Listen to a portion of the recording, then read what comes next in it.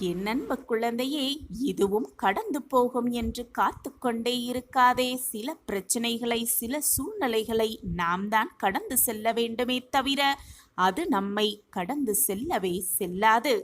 அப்படி நீ கடந்து போகவில்லை என்றால், உனக்கு வந்திருக்கும் பிரச்சனைகளை நீ கடந்து போகவில்லை என்றால், அந்த பிரச்சனைகளே உன்னை கடத்தி எங்கோ சென்றுவிடும். சுற்றி இருப்பவர்கள் அனைவரிடமே பொறுமை காப்பவர்களுக்கு இந்த உலகத்தில் என்ன பெயர் கிடைக்கிறது தெரியுமா? கோமாளி என்ற பட்டம்தான் கிடைக்கிறது. நேர்மையான மனம் பெற்றவர்களுக்கு இந்த உலகத்தில் என்றும் என்றென்றுமே மதிப்பு இல்லைதான்.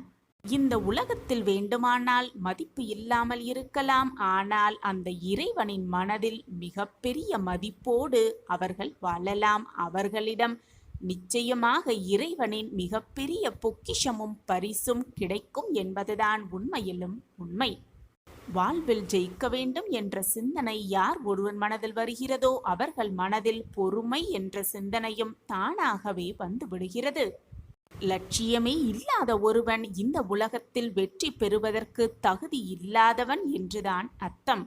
உனக்கான லட்சியத்தை நீயே உருவாக்கு. உனக்கான நோக்கத்தை நீயே உருவாக்கி அந்த லட்சியத்தை அடைவதற்கான வழியையும் நீதான் கண்டுபிடிக்க வேண்டும். அப்பொழுதுதான் வெற்றியை நோக்கி உன் பயணம் இருக்கும். நம்பியவர்களுக்கு, முழுமையாக நம்பியவர்களுக்கு வழிகாட்டியாகவும், நம்பாதவர்களுக்கு அவர்களோடு சேர்ந்து வழிப்போக்கர்களாகவும் இருந்து விடுவதுதான் மிக மிக நல்லது. ஏனென்றால் உலகமே அப்படித்தான் இருந்து கொண்டிருக்கிறது குழந்தையே. எப்பொழுதுமே நேர்மையாக இருப்பவர்களுக்கு கோபம் சற்று அதிகமாகத்தான் வரும். காரணம் என்ன தெரியுமா?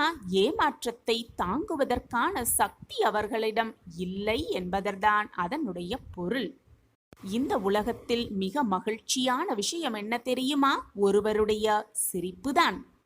அதைவிட மிக சிறந்த விஷயம் என்ன தெரியுமா? அவர்களின் சிரிப்புக்கு நாம் காரணமாக இருக்கிறோம் என்ற எண்ணமே போதும். மிகப்பெரிய ஒரு பொக்கிஷமான எண்ணம்.